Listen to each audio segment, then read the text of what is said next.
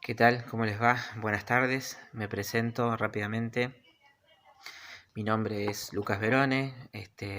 Voy a ser el docente que las va a estar acompañando durante este año en la cursada de teoría literaria. Bueno, soy nuevo en la institución. No tenemos el gusto de habernos tratado previamente. Así que tengo que presentarme por esta vía. La verdad que es una alegría para mí ingresar en la comunidad educativa del ISP2 de Rafaela, y es muy curioso, muy extraño que me toque hacerlo en estas circunstancias. Pero bueno, de mi parte es un placer acompañarlas en este último tramo de su recorrido pedagógico, de su recorrido formativo, ¿sí? El objeto de este video es simplemente brindarles una mirada general, una mirada panorámica sobre la propuesta de la cátedra y sobre todo completar un poco lo que ya les adelanté en los últimos 2 encuentros escritos, y dejar abierta la posibilidad para que en breve podamos tener algún encuentro virtual utilizando las herramientas que están disponibles al respecto, como Google Meet o alguna otra, pero bueno, ya para vernos las caras y no solamente para que ustedes escuchen este video. En principio, bueno, como verán, hay 2 ideas, como habrán visto a partir de la lectura de las clases anteriores. La propuesta de cátedra se construye sobre 2 ideas fuertes. La primera, que estrictamente hablando, la única teoría literaria que se ha generado en el campo académico en Occidente en los últimos años, en el último siglo, es la propuesta del formalismo ruso. En realidad el formalismo ruso constituyó la única teoría sobre la literatura, ¿no? La única teoría que trató de definir claramente el objeto y separarlo del resto de los objetos para construir sobre eso una ciencia de la literatura, siguiendo obviamente el modelo de Saussure, de Ferdinand de Saussure, que estaba haciendo lo mismo en el campo de la lingüística en esa misma época, y que los formalistas tenían muy presente, ¿no? O sea, ellos habían hecho una lectura atenta de la propuesta de Saussure e intentaban hacer lo mismo con la literatura. Pero lo que sucede, lo que surge de la empresa formalista es que, a pesar de lo productiva que fue y la cantidad de avances que generaron el estudio de la literatura, de alguna manera el formalismo ruso tuvo que reconocer una especie de relativo fracaso, en el sentido de que finalmente se demostró que sería imposible definir lo literario en términos formales, ¿no? En términos generales o universales, siendo que más bien lo literario, o la definición estricta de lo que es literatura y lo que no, parece ser una cuestión vinculada a cada contexto social, a cada época y a cada lugar en la que la literatura aparece como expresión estética. Y ahí la solución que propone Jacobson, como muy bien ustedes señalaban en sus intervenciones en el foro, Jacobson termina hablando de una función poética del lenguaje que uno encuentra de manera dominante en los textos considerados como literatura, pero que también puede encontrar en multiplicidad de otros textos que en su momento no se reconocen como literarios, y luego sí, digamos, con el paso del tiempo o con el cambio de contexto, de repente ingresan a la literatura, ¿no? Una idea que también está en Tiñanov, ¿no? La idea de que los límites de lo literario son muy difusos y van cambiando con la época y con el lugar.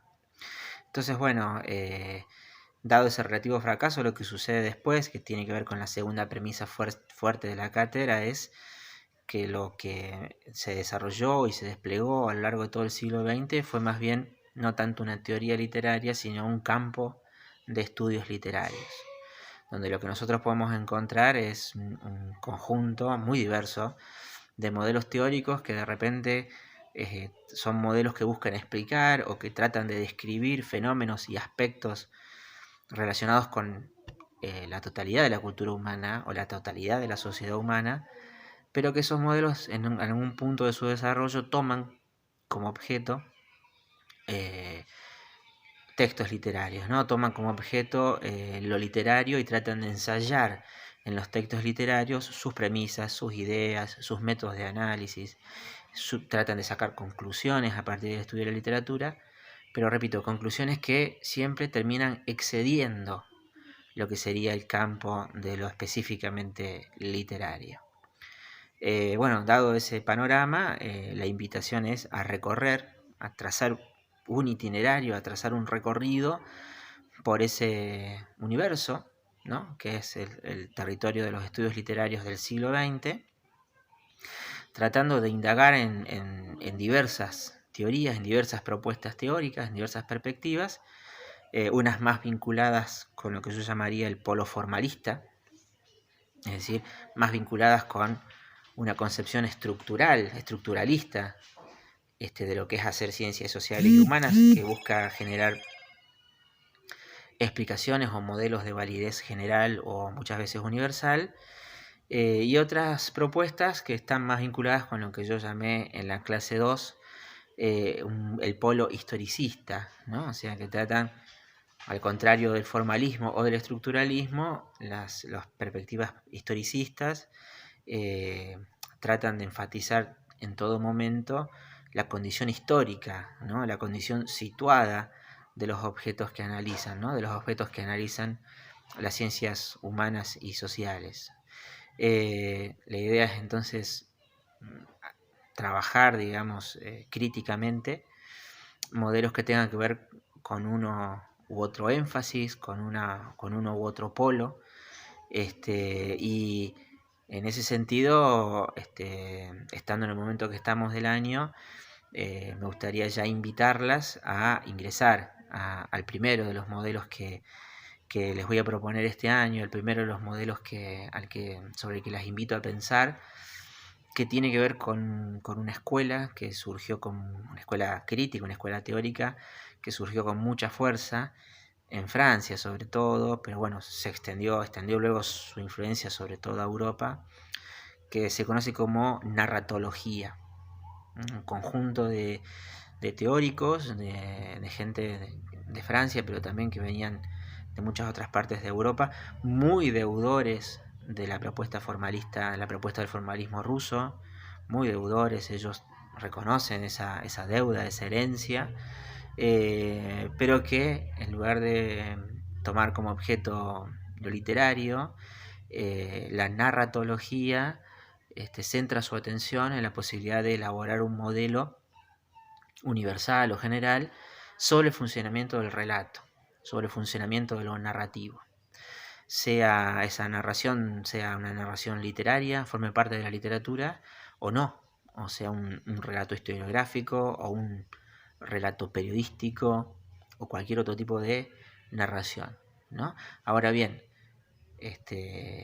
como sucede y además en relación con la formación, con el trayecto formativo de estos teóricos, por supuesto que la literatura ocupa un lugar central en sus reflexiones y ocupa un lugar central en sus análisis, ¿no? O sea, la literatura es ese campo donde ellos ensayan sus herramientas, ensayan sus modelos, las prueban para poder ver, bueno, qué posibilidades ofrece el modelo teórico, qué límites también tiene, ¿no? O sea, qué cosas permite pensar, qué cosas permite indagar y qué cosas no, qué cosas ese modelo teórico resulta ciego en relación a ello, ¿no? Entonces, bueno, se trata entonces de una teoría general o una teoría universal sobre el relato, pero que tiene consecuencias muy interesantes, muy importantes en el terreno del estudio sobre lo literario. Y el primer autor que vamos a trabajar de la escuela narratológica también probablemente es un autor que ustedes ya han transitado, pero bueno, es el autor que yo elegiría. Ustedes me dirán si lo conocen o no. Se llama Roland Barthes. El texto que me interesa que trabajemos se titula Introducción al análisis estructural del relato.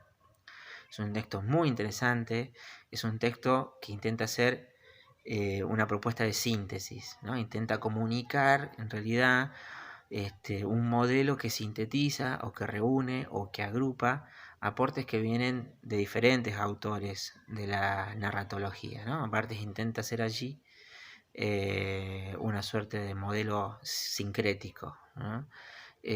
Bueno, la propuesta bartesiana siempre es muy interesante. Barthes como pensador es un pensador que ofrece muchas posibilidades y además este modelo tiene la ventaja o la riqueza de que es un modelo que tuvo mucha influencia luego, digamos, ¿no? En la preparación de los manuales para la enseñanza de la literatura narrativa en la escuela media, tiene mucha influencia en lo que es nuestra formación como lectores críticos de relatos.